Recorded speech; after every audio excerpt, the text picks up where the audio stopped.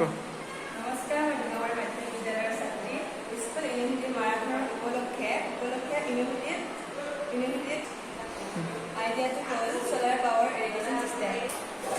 এইটো প্ৰজেক্ট বনোৱাৰ কাৰণটো হ'ল অৰ্গেনাইজ হাইড্ৰলিক প্ৰদান পেট্ৰল বা ডিজেলৰ অধিক দাম খেতিয়কৰ অধিক খৰচ। এইটো বলবো আমি ব্যবহাৰ কৰা বস্তুসমূহকে solar panel, pump, controller, pipe, water সব ইত্যাদি।